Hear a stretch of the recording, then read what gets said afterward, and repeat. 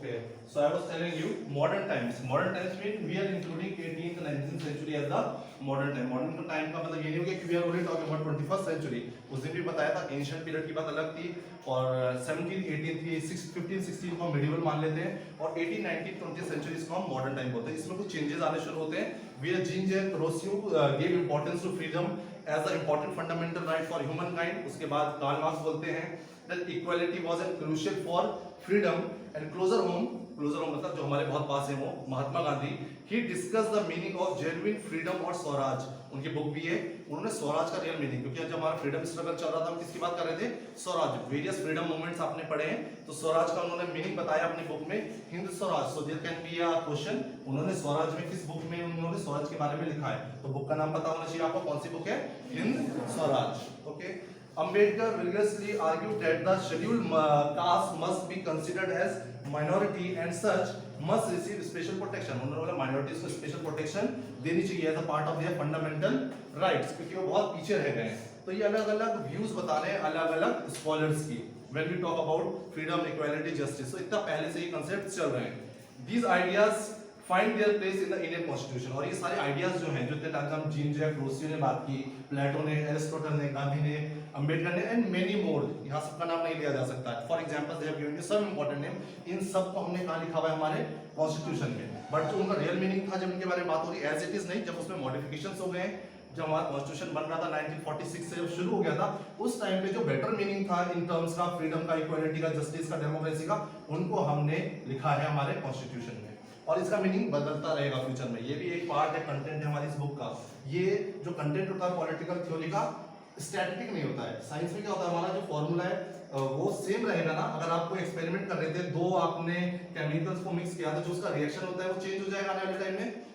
It is going to be the same. Maths का formula same रहेगा. But in political science और in humanities section specially क्या होता है, आपको अपडेटेड रहना पड़ता है, क्योंकि इसमें चेंज होता रहता है जैसे कि टाइम बदलेगा सोसाइटी. क्योंकि humanities is all about the study of society.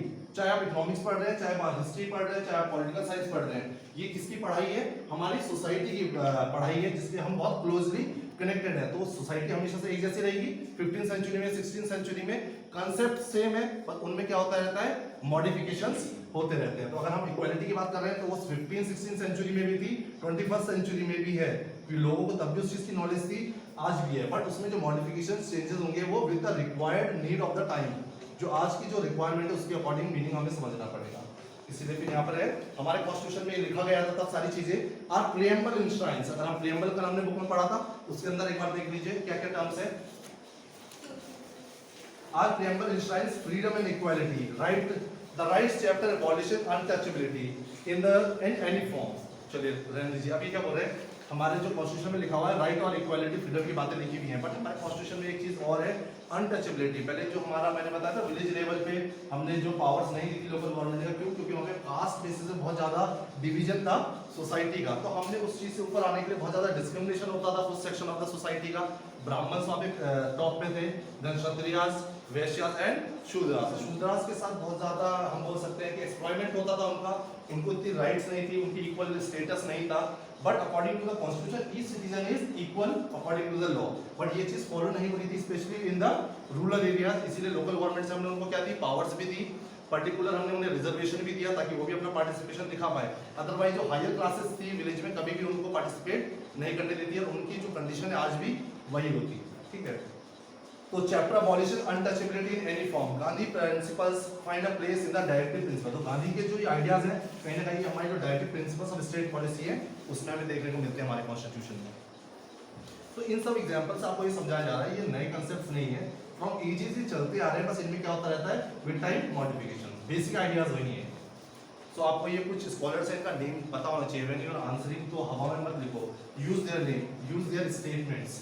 ठीक है, किसने क्या कहा है, किस टर्म में बोला है. Political theory deals with the ideas and principles that shape constitution. तो बेसिकली अब आज के कंटेंट में हम बोलेंगे पॉलिटिकल थ्योरी क्या है. तो political theory deals with the ideas and principles that shape the constitution. जो जो ideas principles हमारे कॉन्स्टिट्यूशन को बनाते हैं उनकी डिटेल्स में पढ़ते हैं पॉलिटिकल थ्योरी में. Governments and social life in a systematic manner. It clarifies the meaning of concepts such as अब पॉलिटिकल थ्योरी में एक सिंपल टर्म आ गया आपके लिए, क्लियरिफाई करता है। पॉलिटिकल थ्योरी हमें एक मीनिंग क्लियरिफाई करता है कि इनका फ्रीडम का, इक्वालिटी का, जस्टिस का, डेमोक्रेसी का, सेक्युलरिज्म का एंड सो ऑन, जो भी पॉलिटिकल वैल्यूज है इनका क्लियर मीनिंग हमें एक्सप्लेन करता है। इनकी जो डेफिनेशन पहले थी और जो अब आज के टाइम में 21st सेंचुरी में, उसको हमें एक्सप्लेन करता है, ठीक है। इट प्रोव्स द, प्रोव्स क्या होता है मींस इन्वेस्टिगेट, ये इन्वेस्टिगेट क्वेश्चन करता है, डीप एनालाइज करता है the significance of principles such as rule of law, rule of law को अच्छे से समझाता है हमें। रूल ऑफ लॉ क्या होता है? Rule of law where each citizen is treated equally by the law, resident हो कंट्री का, लेबर हो, पीजेंट हो या कोई लॉयर हो, डॉक्टर हो, everyone is equal for the law in India. अगर कोई क्राइम किया है there will be the same punishment. In the हम बोले मोनार्की सिस्टम में क्या होता था, there used to be separate laws for separate sections of the society. Top अगर नंबर 1 स्टेट है तो उसके लिए अलग लॉज होंगे, उसने सेम क्राइम किया है उसके लिए लॉज अलग होंगे, मिडिल क्लासेस है उनके लिए लॉ अलग होंगे, लास्ट पीजेंट्री क्लास है उनके लिए लॉज अलग होंगे, वर्किंग क्लास है उनके लिए लॉज अलग होंगे इन द मोनार्की सिस्टम और in the constitutional monarchies. But अगर हम डेमोक्रेटिक कंट्री की बात करते हैं इन द मॉडर्न पीरियड, हम अगर इंडिया की बात करते हैं तो हमारे में क्या है? Rule of law. Rule of law का मतलब ही यही होता है हर किसी के लिए, हर सिटीजन के लिए जो इंडिया का है उसके लिए लॉ क्या होगा? इक्वल होगा। There will be no privileges given to any person on the basis of his caste, colour, language और स्टेटस, ठीक है। It proves the significance of the principles such as rule of law, separation of powers, judicial review, etc. तो ये terms हम सब आगे पढ़ने वाले हैं चैप्टर में। जुडिशियल रिव्यू क्या होता है? Separation of power, separation of power हमने पढ़ लिया था लोकल गवर्नमेंट में भी। This is done by examining the argument advanced by different thinkers with the defense of concepts. Though Rousseau or Karl Marx or Gandhi did not become politicians, their idea influenced generations of politicians everywhere. ये politicians नहीं थे, ये scholars थे जो political theories के ऊपर अपने thoughts और कॉन्सेप्ट्स लिखते थे। अगर हम गांधी जी की बात करें, फ्रीडम फाइटर थे, नेशनलिस्ट थे, पॉलिटिकल लीडर नहीं थे, ठीक है। हम कार्ल मार्क्स की बात करें, हम जीन जैक रोसी की बात करें, ये लोग पॉलिटिशियंस नहीं थे, ये लोग क्या थे? पॉलिटिकल थिंकर्स थे जो पॉलिसीज और थॉट्स को, कॉन्सेप्ट्स को लिखते थे कि सोसाइटी कैसी होनी चाहिए पॉलिटिकली। बट उनकी आइडियाज से, उनके कंसेप्ट से जनरेशंस मोटिवेट हुए हैं, उनको रियल मीनिंग पता चला है इन वैल्यूज का, पॉलिटिकल वैल्यूज का। दो जीन जैक रोसी, मार्क्स और Gandhiji did not become politicians, their idea influenced generations of politicians everywhere, not only in India, in everywhere around the world.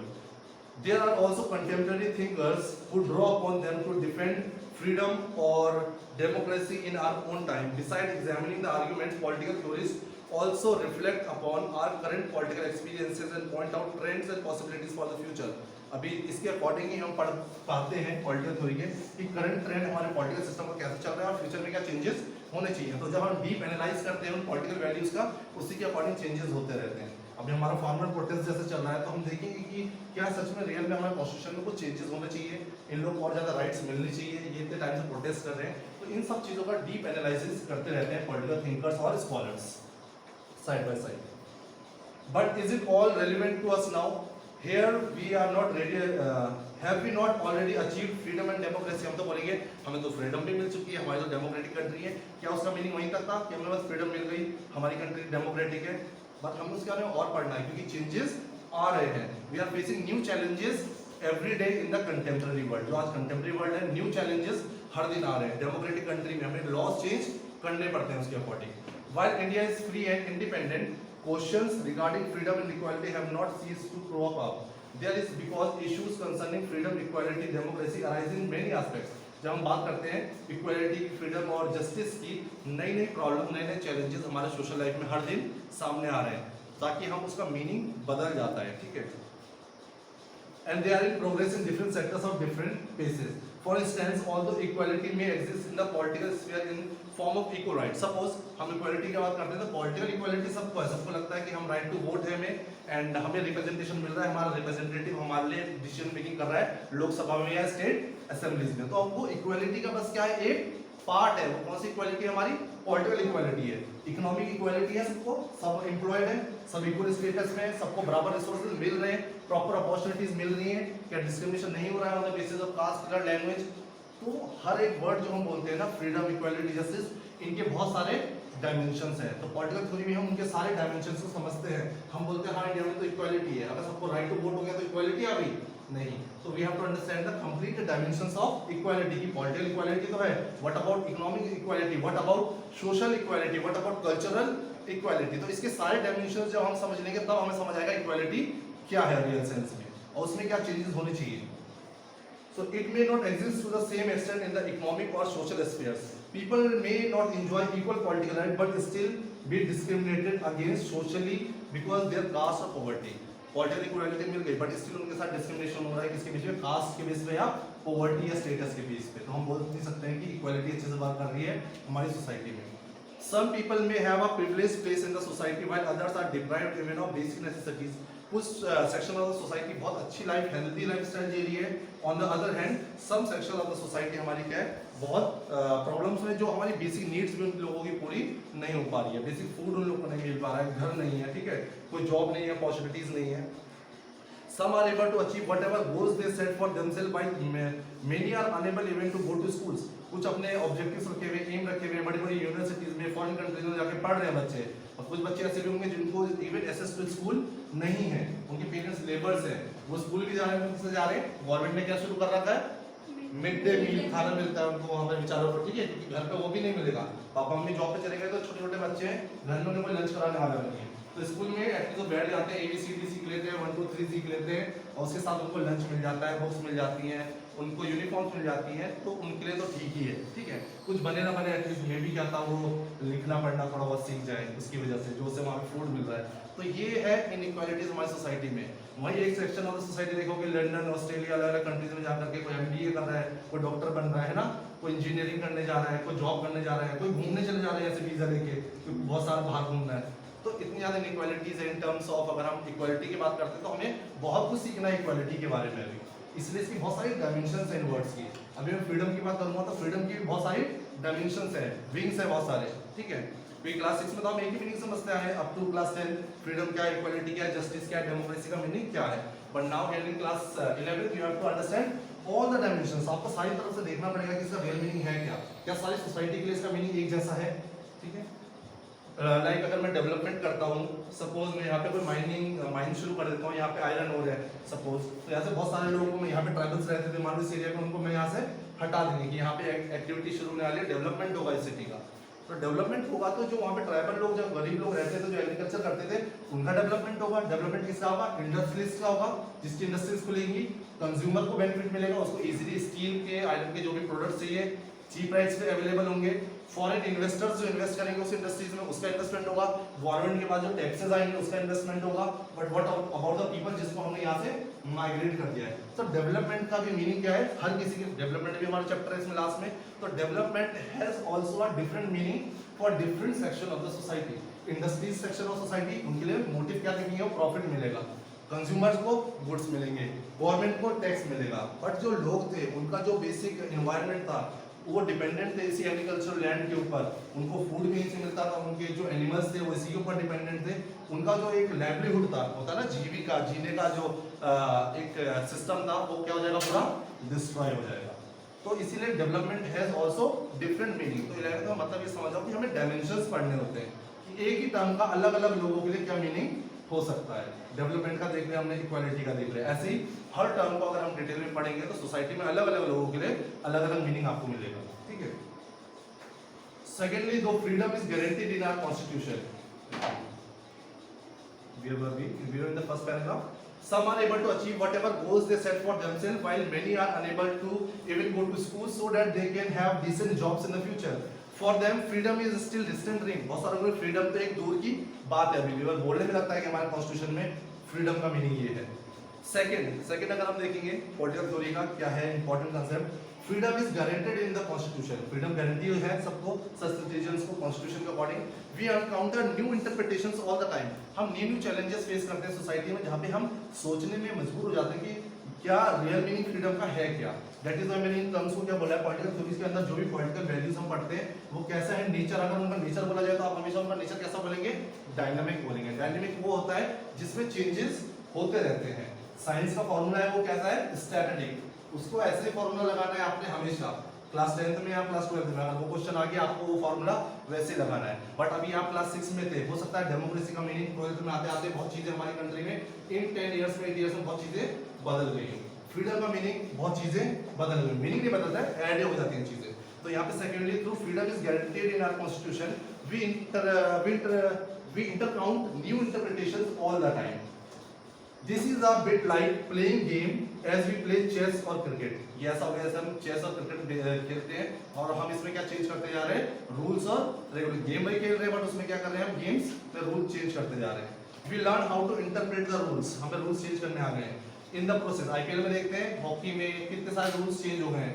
कभी ऐसा होता था वो कभी 5 प्लेयर्स क्या कहते हैं 6 ओवर तक अंदर होने चाहिए बट 2 प्लेयर आउट होते हैं बाहर, ठीक है।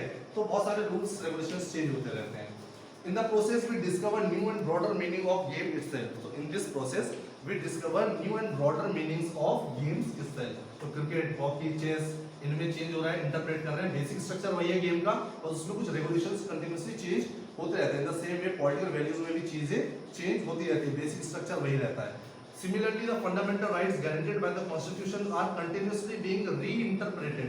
Reinterpreted मतलब उसमें एसेस करना, देखना चेंजेस की रिक्वायरमेंट है या नहीं है, अभी भी वो पहले की तरह वर्क कर पा रहा है या नहीं कर पा रहा है। अगर नहीं कर पा रहा है तो उसमें क्या चेंजेस आने चाहिए। तो हमारी जितनी भी कॉन्स्टिट्यूशन में जितनी फंडामेंटल राइट्स है इनको क्या किया जाता है बार बार स्कॉलर्स के थ्रू रीइंटरप्रेट, इंटरप्रेट के बाद reinterpret in response to new circumstances. जैसे ही नई सर्कमस्टांसेस आते हैं सोसाइटी में तो सोचा जाता है कि फ्रीडम का मीनिंग क्या है, इसमें क्या चेंजेस होने चाहिए। For instance the right to life has been interpreted by the court to include right to a livelihood. Like एक होता था राइट टू लाइफ, हर ह्यूमन को हम क्या देते हैं, राइट टू लाइफ, जीने का सबको अधिकार है, ठीक है। अब उसके अंदर हमने क्या कह दिया है कि अगर राइट टू लाइफ हम बोल रहे हैं ह्यूमन के पास राइट टू लाइफ है, ये आता है आर्टिकल 21 में कॉन्स्टिट्यूशन की, आर्टिकल नंबर 21 में। तो इसके अंदर एक चीज और जोड़ दी कॉन्स्टिट्यूशन ने, राइट टू लाइवलीहुड। आप बोल रहे हैं कि हर इंसान को जीने का अधिकार है बट उसके लिए जो उसकी बेसिक नीड्स है वो कौन फुलफिल करेगा, गवर्नमेंट की राइट है, गवर्नमेंट की ड्यूटी है basically to provide basic necessities to all the humans, all the citizens of their country. Food हमें पीडीएस जहाँ पे राशन बढ़ता है, अभी कोरोना में देखा हमने जो वर्कर्स थे, वर्किंग क्लास के लोग थे, उनको सारी चीजें प्रोवाइड कराई गई थी। करप्शन हमारी कंट्री में इतना अच्छे से इंप्लीमेंट नहीं हो पाता है बट इंप्लीमेंट होता है, बीच में करप्शन बहुत होता है। अगर यहाँ पे 1 क्विंटल अगर वीट भेजा जाता तो हो सकता है 20 या 30 ही पहुंचे फॉर एग्जाम्पल, बट पहुंचेगा क्योंकि पॉलिसी गवर्नमेंट चला रही है। पर उसमें से बहुत ज्यादा बीच में क्या होता है, करप्शन होता है, ठीक है, क्योंकि लेवल से अलग अलग, सेंट्रल गवर्नमेंट से वो फंड लोकल गवर्नमेंट तक पहुंचते पहुंचते बीच में बहुत सारे लोग बैठते हैं, ठीक है। वो सिस्टम खत्म करना बहुत मुश्किल है, जबकि नरेंद्र मोदी ने बहुत कोशिश की, ठीक है। For instance the right to life has been interpreted by the court to include the right to livelihood. तो कोर्ट ने बोला, आपने राइट टू लाइफ जो बोला है हर सिटीजन के लिए, उसमें आप एक चीज और जोड़िए, क्या है, राइट टू लाइवलीहुड। आप प्रोवाइड तो कराओ तभी तो जिएगा, ठीक है। The right to information has been guaranteed through the new law. फिर देखा गया लोगों को फ्रीडम तो है लेकिन बहुत सारी ऐसी जगह थी जहाँ पे हम क्वेश्चन नहीं कर पाते थे। किसी यूनिवर्सिटी, किसी ऑर्गेनाइजेशन ने कोई डिसीजन ले लिया आपके अगेंस्ट या कोई नया लॉ आ गया तो हम क्या, हमारे पास क्या मिल गई है इन्फॉर्मेशन, हमें राइट टू इन्फॉर्मेशन, एक नया राइट मिला है आपको। वो फंडामेंटल राइट नहीं है बट हर एक सिटीजन के पास क्या है, राइट टू इन्फॉर्मेशन। अगर आपके बोर्ड एग्जाम में आपको लगता है कम मार्क्स आए, आप एक राइट टू इन्फॉर्मेशन के अकॉर्डिंग आप एक एप्लीकेशन भी डाल सकते हैं और वो आपको सीबीएसई बोर्ड को आपको आंसर करेगा ही करेगा। अगर नहीं करेगा तो उसके ऊपर क्या हो जाता है, ऑटोमेटिकली कोर्ट का एक एक्शन हो जाता है। तो ये क्या है, हर एक सिटीजन को राइट दी गई। फिर हम बात करते हैं राइट तो सबको थी, फ्रीडम भी थी, बट बहुत सारे ऐसे ऑर्गेनाइजेशंस थे जहाँ पे कॉमन आदमी पहुंच नहीं पाता था, वहां से उसे फीडबैक नहीं मिल पाता था, ऐसा वो सिस्टम नहीं बना था जहां तक वो अप्रोच कर पाए। तो क्या सिस्टम बना दिया हमने, राइट टू इन्फॉर्मेशन। एक रिटन फॉर्मेट की एप्लीकेशन होती है, कंप्लेंट बोल सकते हैं, वो आप डालोगे उस ऑर्गेनाइजेशन के एंड उनको उसे आंसर करना ही पड़ेगा with in fix period of time. नहीं करता है तो उसके ऊपर ऑटोमेटिकली एक्शन हो जाता है बाय द कोर्ट, उसको बोलते हैं आरटीआई, ठीक है। बोलते हैं ना आरटीआई डाल दिया, अगर न्यूज़ में सुना होगा आपने कि इस ऑर्गेनाइजेशन के अगेंस्ट इतने सारे लोगों ने, स्टूडेंट्स ने या वर्कर्स ने इस कंपनी के ऊपर आरटीआई डाल दी, तो जो सीईओ था उसको क्या करना पड़ेगा, आंसर करना पड़ेगा। इससे पहले वो वर्कर्स से मिलने को भी तैयार नहीं था, वो वर्कर्स को मिलने को तैयार नहीं था, कोई उसको इसके लिए फोर्स भी नहीं कर सकता है, ठीक है। तो बट अगर उन्होंने आरटीआई डाल दिया तो उसको वो आंसर करना पड़ेगा जो उनके इश्यूज है। So it's written here that interpreted by the court to include the right to the right to information. Right to information का short होता है RTI, ठीक है। Right to information has given guaranteed through a new law. Societies frequently encounter new challenges which generate new interpretations. तो society में जब हम रहते हैं न्यू चैलेंजेस आते रहते हैं और हम इन पॉलिटिकल फिनोमिना को रीइंटरप्रेट करते रहते हैं, थोड़े बहुत चेंजेस, इनका मीनिंग और डीप होता चला जाता है। The fundamental rights guaranteed by our constitution have been amended and expanded over time though judicial interpretation and government policies which are designed to address new problems. तो हमारे कॉन्स्टिट्यूशन में जो हमारी बेसिक राइट्स है उनका भी reinterpretation from time to time होता गया है, basic based on the government policies. Third देख लेते हैं, as our world changes we may discover new dimensions. हमारा वर्ल्ड जैसे चेंज होता है, न्यू न्यू डायमेंशंस हम पढ़ने को मिलती है of freedom as well as new threats to freedom. हम नए चेंजेस भी देखते हैं फ्रीडम और कुछ थ्रेट्स भी आते हैं कि फ्रीडम को किन चीजों से खतरा है, हमें वो भी देखना पड़ता है। ठीक है, for instance global communication technology is making it easier for activist to network with one another according to. हम देख पा रहे हैं आजकल इंटरनेट का कितना इंपॉर्टेंट रोल हो गया है, specially in the corona period. हमने देखा अगर इंटरनेट नहीं होता, स्मार्टफोन्स नहीं होते तो एजुकेशन इतना अच्छा तो नहीं हो पाया, बट स्टिल हम वर्क करते रहे, हम लोग आप लोग से कनेक्टेड थे। ठीक है, बट अगर ये नहीं होता तो बहुत बड़ी प्रॉब्लम। तो यहाँ पे एक पॉजिटिव साइड देख रहे हैं हम टेक्नोलॉजी का, फ्रीडम का, बट इसी का एक गलत यूज भी हो सकता है। ठीक है, टेररिस्ट बहुत सारी इंफॉर्मेशन हमारी कंट्री की लीक हो सकती है बाहर, इसको यहाँ पे पढ़ते हैं। देखिए, global communication technology is making it easier for activist to network with one another across the world. World में एक जगह से दूसरी, अफगानिस्तान में जो हो रहा है वो हमें क्लियरली पता चल रहा है एक्टिविस्ट के थ्रू, क्योंकि नेटवर्किंग इतना स्ट्रॉन्ग है। फॉर प्रोटेक्टिंग ट्राइबल कल्चर्स और forest, but it also enables terrorist and criminals to network more. Internet commerce is all set to increase in future. Future में इंटरनेट नेटवर्क्स और ज़्यादा strong होने वाले हैं, तो इसका पॉजिटिव यूज तो होगा बट इसका नेगेटिव यूज करने वाले भी बहुत लोग हैं। ठीक है, this means that the information we give about ourselves online हम शॉपिंग कर रहे हैं, आईडीज बना रहे हैं, ईमेल आईडीज बना रहे हैं, फेसबुक आईडीज बना रहे हैं, उसमें हम अपनी बहुत सारी इंपॉर्टेंट इन्फॉर्मेशन भी डाल रहे हैं। तो वो वाली इन्फॉर्मेशन हमारी बहुत तरीके से यूज की जा सकती है किसी गलत इंसान से, किसी गलत ऑर्गेनाइजेशन से। हमारी कंट्री की बहुत इंपॉर्टेंट इन्फॉर्मेशन किसी टेररिस्ट ग्रुप तक भी पहुंच सकती है, क्योंकि इतना ज्यादा एडवांस लेवल हो चुका है नेटवर्किंग का, हैकर्स कितने सारे हैं। ठीक है, बहुत advanced. This means that the information we give about ourselves online to buy goods और सर्विसेज। आप ऑनलाइन शॉपिंग भी करते हैं, उसमें भी अपनी इन्फॉर्मेशन, घर का एड्रेस, मोबाइल नंबर सब डालते हैं हम लोग। ठीक है, अभी सेफ है, आज से बंद मत कर देना सब, अभी कोई प्रॉब्लम नहीं है। ठीक है, services must be protected. So even though netizens बोलते हैं, सिटीजन्स ऑफ द इंटरनेट, जो इंटरनेट यूज कर रहे हैं उनको हमने क्या बोलना शुरू कर दिया, नेटिजन्स। ठीक है, do not like government control. हम लोग कई बार चीज़ों को लाइक नहीं करते, जब गवर्नमेंट प्रोटेक्ट करती है, बैन लगा देती है, कुछ चीज़ों को रिस्ट्रिक्ट कर देती है तो हम उसके अगेंस्ट होते हैं, but that is for our good. क्योंकि क्या कर रही है गवर्नमेंट या थिंकर्स, जो स्कॉलर्स हैं, वो इंटरप्रेट कर रहे हैं हमारी सोसाइटी को, क्या चीज़ें गलत डायरेक्शन में जा रही है, किन चीज़ों को कंट्रोल करने की जरूरत है। तो उसमें गवर्नमेंट का बहुत जगह इन्वॉल्वमेंट होता है जो हम लोग को अच्छा नहीं लगता है, बट हमें समझना पड़ेगा लॉन्ग रन में वो हमारे बेटरमेंट के लिए है। ठीक है, government control, they recognise there some form of regulation is necessary to safeguard individual security. क्योंकि गवर्नमेंट रियलाइज करती है कितनी ज्यादा फ्रीडम दे रही है हमें इंटरनेट के थ्रू। फ्रीडम की बात कर रहे हैं हम इस इंटरनेट से भी, कितनी ज्यादा आप फ्रेंड्स बना रहे हैं यूएस में, अमेरिका में, जिनको आप दूर दूर तक नहीं जान सकते। हमें कैसे पता कि हम सेफ है या नहीं है, वो कोई टेररिस्ट ग्रुप भी हो सकता है, हम अपनी कंट्री की या अपनी लोकेशन उनके साथ शेयर कर रहे हैं। तो गवर्नमेंट को यहाँ पर रेगुलेट करनी पड़ेगी कुछ पॉलिसीज हम लोग को कंट्रोल करने के लिए, क्योंकि वो हमारी कंट्री की सिक्योरिटी का मामला है। ठीक है, privacy, security. As a result, questions are raised regarding how much freedom should be given to the people using the net. कितनी फ्रीडम इंटरनेट यूज करते हुए अपने कंट्री के सिटीजन्स को दें, ये क्वेश्चंस रेज किए जाते हैं। और ये इंटरनेट किसके अंडर आ रहा है, फ्रीडम के अंडर आ रहा है। कितनी फ्रीडम दें, वर्ड यूज हो रहा है। फॉर इंस्टेंस, तो देखो फ्रीडम का मीनिंग कितना बदल गया। आज से 10-15 ईयर्स या 20 ईयर्स या 50 ईयर्स जब हम इंडिपेंडेंस हुए तो फ्रीडम का मतलब किसने सोचा हुआ, इंटरनेट से रिलेटेड हो सकता है। तो यही होता है पॉलिटिकल थ्योरी में, हम चीजों को क्या करते हैं, रीइंटरप्रेट, क्योंकि ये डायनेमिक इन नेचर है, स्टैटिक नहीं है, ये चेंज होता रहेगा। तो 21st सेंचुरी के अकॉर्डिंग हम फ्रीडम की बात कहां तक आ गई हमारी, इंटरनेट यूसेज के ऊपर आ गई है। तो क्या हो रही है, चीजें चेंज हो रही है, फ्रीडम का मतलब नहीं बदल गया है, चीजें ऐड ऑन हो रही है, सोसाइटी बदल गई है। तो हमें उसको इंटरप्रेट करने के लिए सिस्टम को बदलना पड़ेगा, लोगों को कितनी फ्रीडम देनी है, कितनी नहीं देनी है, कितनी हमारी कंट्री की सिक्योरिटी के लिए इंपॉर्टेंट है, कितनी नहीं है, that all has to be interpret, और गवर्नमेंट इंपॉर्टेंट रोल प्ले करती है उसमें। ठीक है, as a result questions are raised regarding how much freedom should be given to the people using the internet. For instance, should they be allowed to send unsolicited emails or to strangers? क्या हमें allowed होना चाहिए कि हम जिन strangers को, नहीं पाकिस्तान में मैंने अपना कोई फ्रेंड बना लिया, मैं उससे डेली बातें कर रहा हूँ और वो अपनी कंट्री की मेरे से बातें शेयर कर रहा है, मेरा सच्चा फ्रेंड बन गया, तो इज इट सेफ, गवर्नमेंट को इसमें इंटरफेयर करना चाहिए? मैं तो बोलूँगा फ्रीडम है, पर गवर्नमेंट को देखना पड़ेगा ये फ्रीडम कहाँ तक लिमिटेड है, सही है या गलत है। ठीक है, तो वही बोल रहा हूँ, सिटीजन्स को हमें लगता है कि बस गवर्नमेंट इंटरफेयर किया तो हमारी फ्रीडम के अगेंस्ट है, हमें तो फंडामेंटल राइट है, प्रोटेस्ट शुरू हो जाते हैं। So we have to understand उनका पॉइंट ऑफ व्यू क्या है। उन्हें मेरी उसकी फ्रेंडशिप से प्रॉब्लम नहीं है, उन्हें प्रॉब्लम है कंट्री की सिक्योरिटी और प्राइवेसी से। तो यहाँ पे हम चीजें जो पढ़ रहे हैं, आप समझ पा रहे हैं कैसे चीजों और मीनिंग बदल रहा है विद टाइम, चीजें वही हैं। तो इनका एक टर्म याद रखना है डायनामिक है नेचर में। डायनामिक वो चीजें होती है जो इनका फ्यूचर में मॉडिफिकेशन चेंजेस उन्हीं कंसेप्ट्स में होता रहेगा, उसका रियल मीनिंग बदलेगा नहीं फ्रीडम इक्वालिटी का, बट उसमें चेंजेस होते रहेंगे, बट हमें उसे रीइंटरप्रेट करना पड़ेगा। For instance should they be allowed to send, अच्छा ये हो गया हमारा, can you advertise your products in chat room? बहुत सारे लोग सामान बेचते रहते हैं अपना, है ना, आप लोग को लिंक सेंड करते रहते हैं, यहाँ से परचेज करो, यहाँ से क्या हुआ अलाउड होना चाहिए? शुड गवर्नमेंट भी allowed to read private emails के, हमारे जो प्राइवेट ईमेल्स हैं, फेसबुक अकाउंट्स हैं, हमारे गूगल अकाउंट्स हैं, व्हाट्सएप अकाउंट्स हैं, ठीक है। अभी व्हाट्सएप ने एक वो डाल दिया था कि अब हम ईमेल्स जो होते हैं, जो चैटिंग होती है वो प्राइवेट नहीं होगी, तो लोगों ने यूज़ करना बंद कर दिया।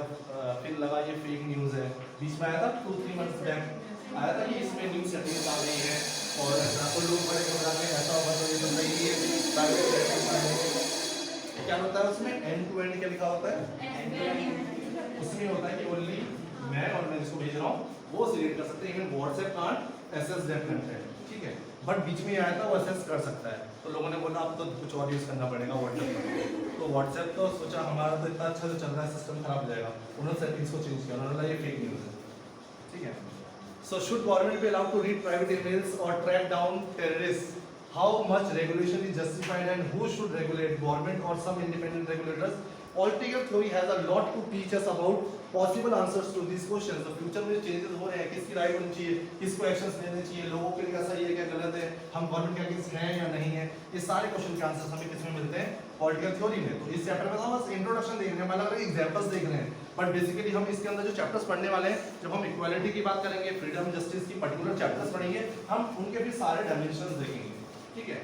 तो हियर अब इसका कोई पर्टिकुलर मैं 2 लाइन में आंसर नहीं बता सकता हूँ, अब आपको इसे अंडरस्टैंड करना है, आपको समझना है इसके अंदर हम क्या क्या लिख सकते हैं बाय रीडिंग दीस 2-3 पेजेस, ठीक है।